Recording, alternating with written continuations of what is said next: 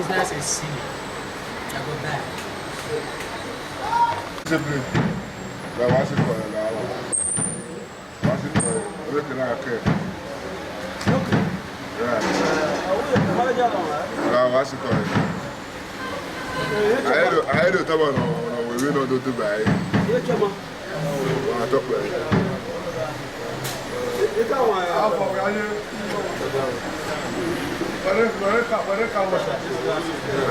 We're down back. We're down. How are you doing? Fasting. Go on there.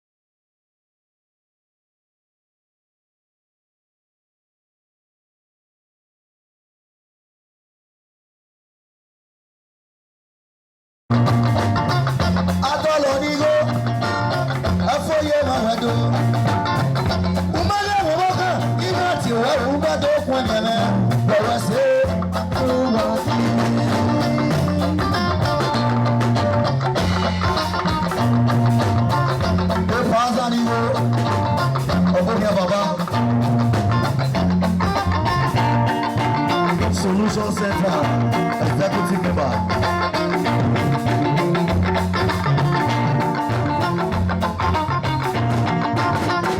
Ìgbésí kẹ́ni èmi ní mi àgbàjà fóyè hàn dánú wa. Ẹ dá mi lóye kan, ìwọ ṣe bọ́gọ́. Ìgbésí kẹ́ni ìwọ wa fóyè hàn lọ́gọ̀ owó náà wù wá pé. Ọ̀sẹ̀ bí yan ọmọ dódódó. Solution Center wà wá sí.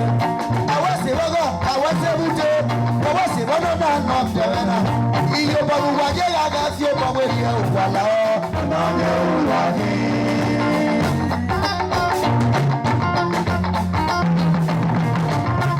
Ìgbèkòwé yẹn rí mọ́. Ìgbèkòwé yẹn rí mọ́. Ọwọ́ ènìyàn mọ̀ rẹ̀ lúpo. Yẹn mọ́ ìṣẹ̀dá bí ọ̀wọ́n náà kọ́ lọ ẹ̀. Ọba náà yọ dàmẹ́. Ó gbé bí gbèpè náà rò náà mọ̀ ó ṣe sẹ́. Lọ́yọ̀ dàmẹ́ mọ́ o. Akọ́lọ́ kí ọmọ ọ̀nà mọ́ yà kú. Ọmọ.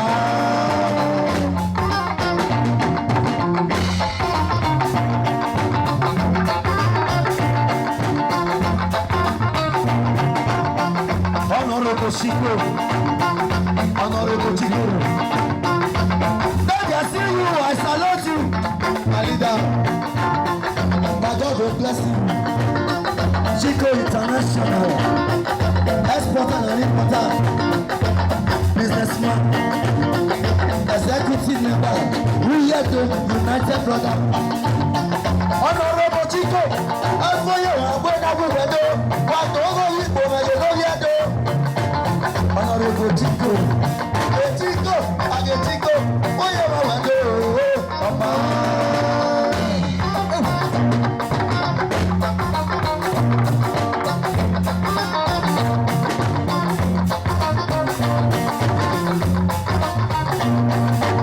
it was a salopera.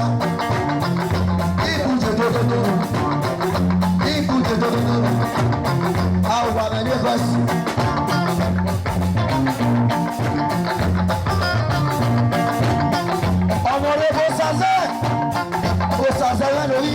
Vice President, we are the United Brother.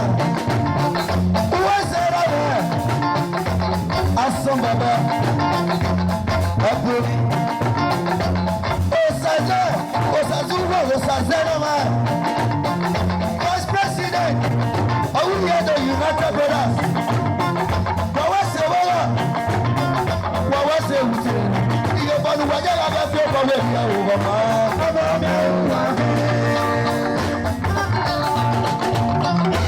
Asanera, Osifu Nonga, who is the one who was a you know what's your one up when you met? You want to watch out your bubble, you was a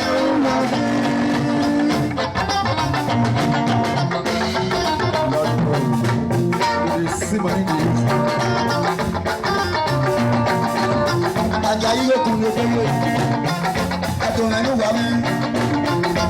Igo rafe, wa magi doge ya fegi ya ye. Nagade, onana, nana mo bomo we. Wa wese, sebi yama na ma ku ete. Wa wese,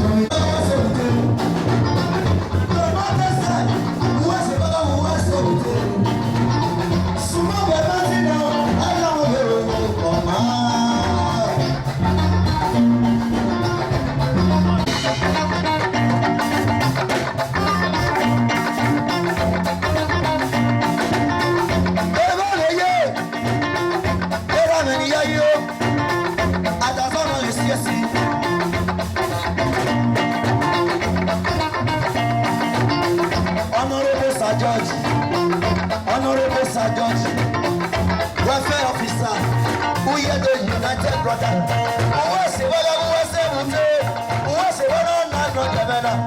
You want to go and ask your mother,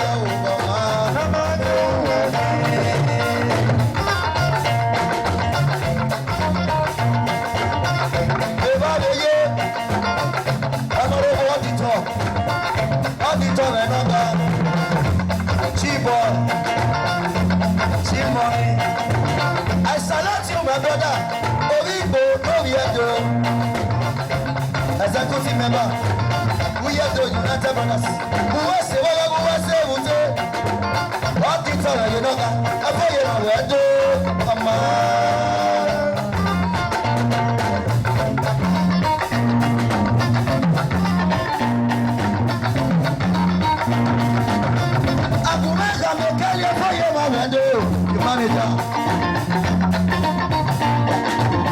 International Kelly, international manager. Adiba, Adiba, Adiba, Adiba, Adiba, Adiba.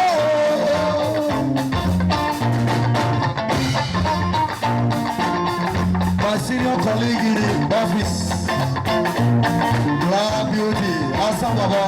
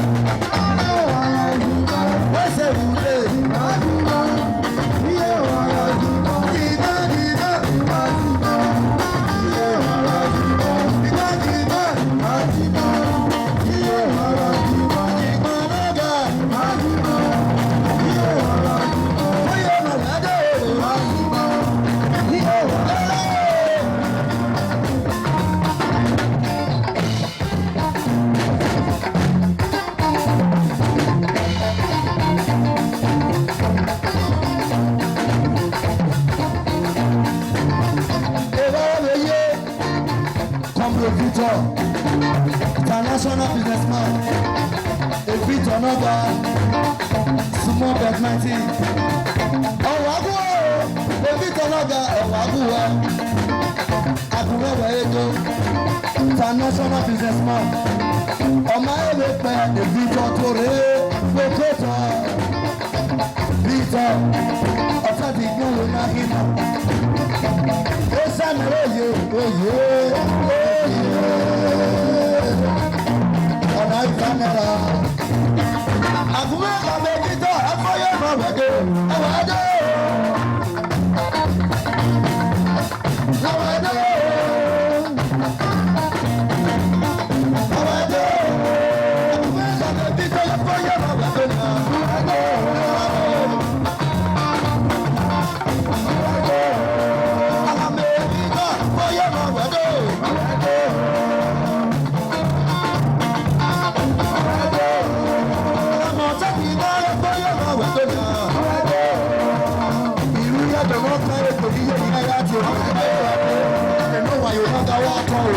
also executive member, advisor of the United Brothers. You know the body is from Erima.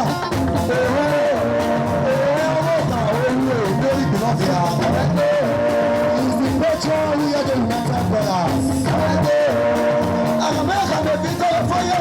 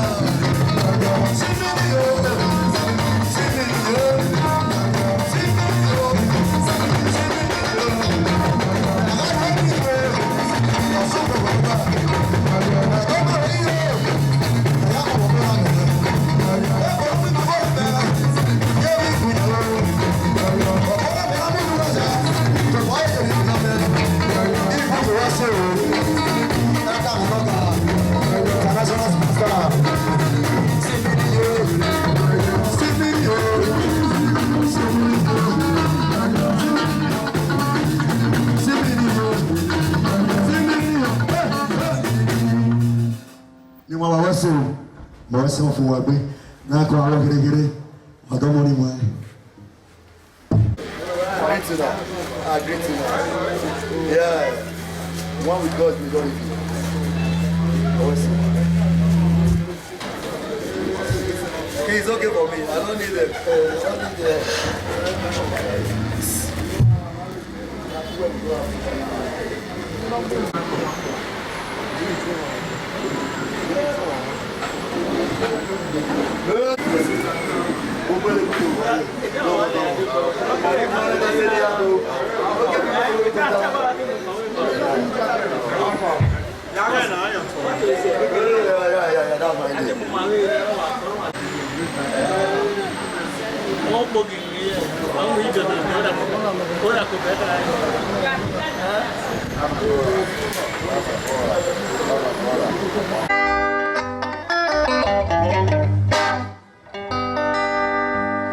Yes, solution wa tí wàá mú sí o. Up Solution Center power. Up Solution Center power. Up Solution Center power forever. Anyway, wà dánmọ́ o.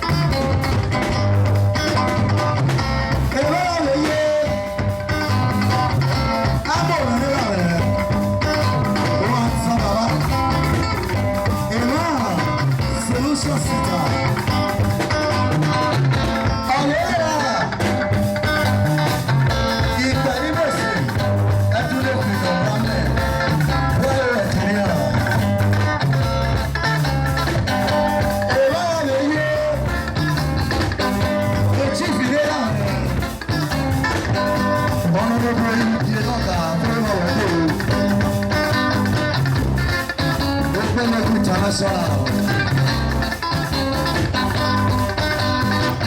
Ina le vari e come. Che ottieni parume. Omale. Sai cosa Saurino international fama. Ina le vari after so much years.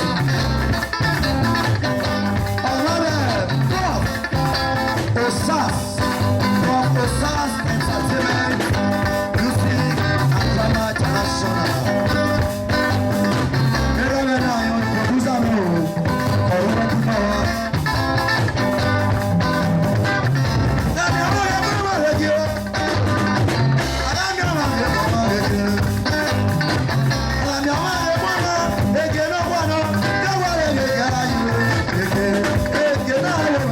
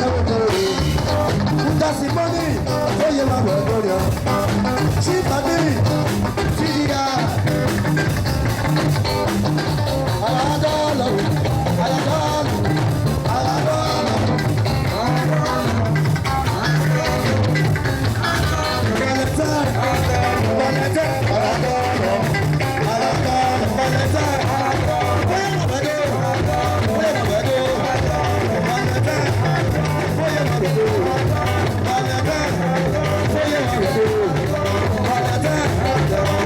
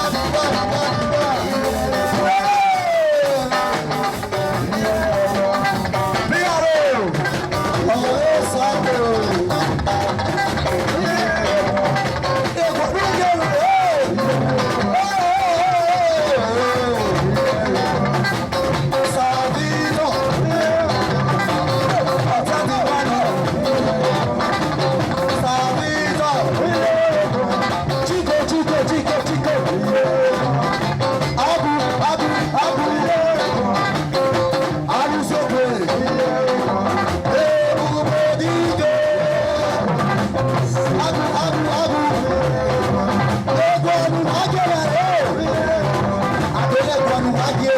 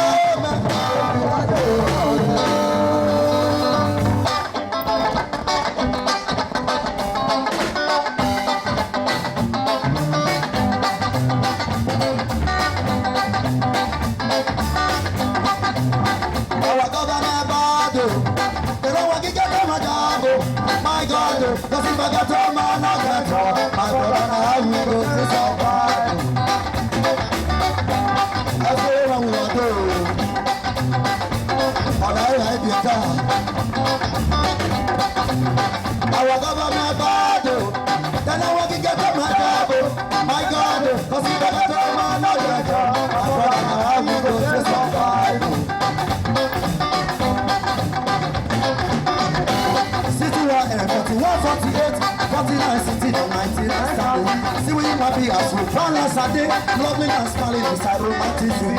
On a woman, they work for money. I tell you, never just on the foundation. My God, me, I say, I'm bad. Then I want to get up my job. My God, because if I got a man, I get up. My God, and I will go to survive. City 41, 48, 49, 60, 19, see we might be and we work for money. I will never just on the connection. Man and woman, they work for money. I will never just on the connection. I say, never. When I want to get up my job, my God, because I have a man of that job, I will go to survive. Nigeria is 62 years. Where would they go? We don't know. I do not know. The promise where body promised us. Enough for fear anyone. On Saturday, Nigeria is 62 years. Happy independence. Your West Young will be your best friend. Coming out and day, the chicken friend. You never can tell him to be your best friend. You never destroy the good. Somebody everybody want you to us. We never keep people before them to us. We are the one who can go down to you. And when they got the money, they chop my body. I don't want the apple inside and the apple. I'm only not to kill it out of our land. God bless you, we might get carried away. The more you better than we give you out. If I say oh, you say please. I'm on a use of it, I say that I'm around.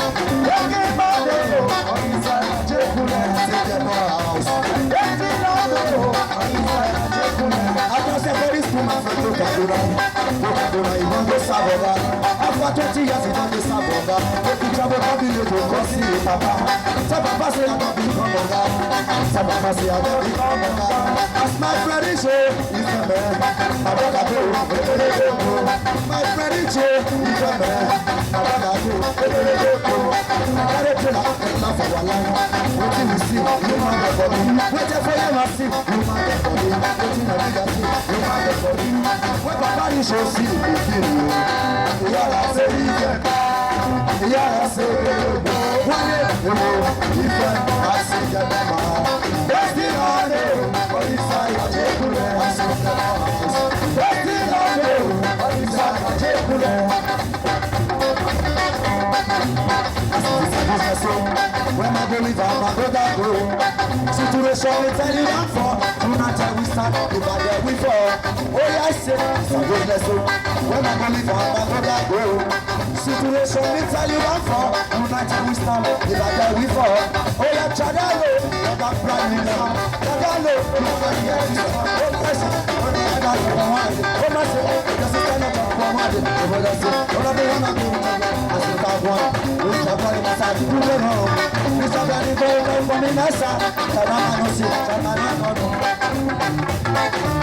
I didn't be so. When I make you a come so. You know we have to make every old. We have to make up for that. What I say.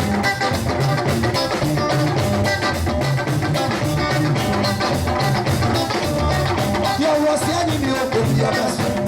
What I got to do, you got it. Never can tell who you best friend. Never can tell where you want to go. Say me we nobody want to work. You must say that people don't want to work. I've been at the one over for the money. Why you buying your you shop my body? Not the one you have inside of your bullet. Oh, we like to live in our valley. Don't bless you now, don't have a life. Oh, you better be good.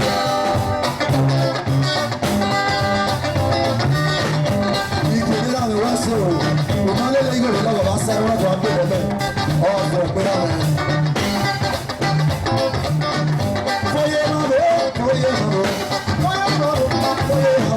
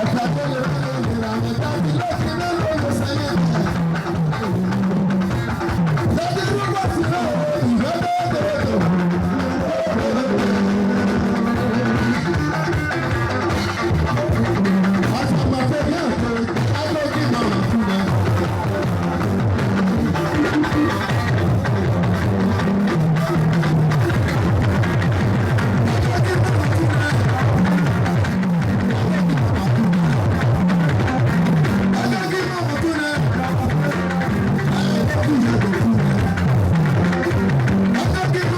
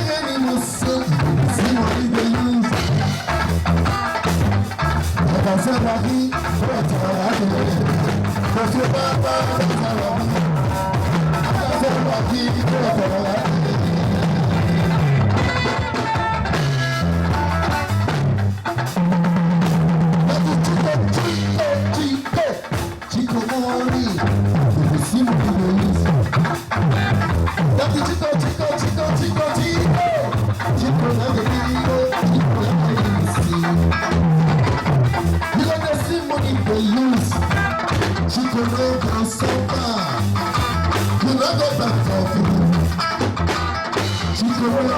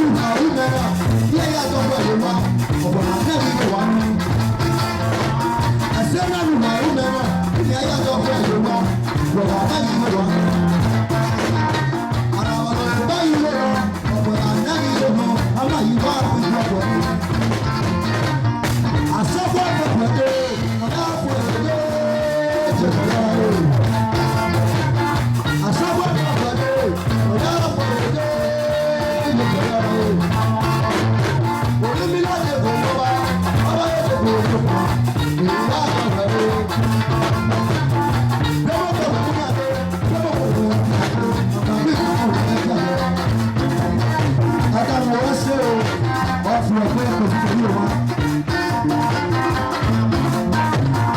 Ìjọ wà láyé òwe, àwọn òbí òwe, òbí tó máa ń lé.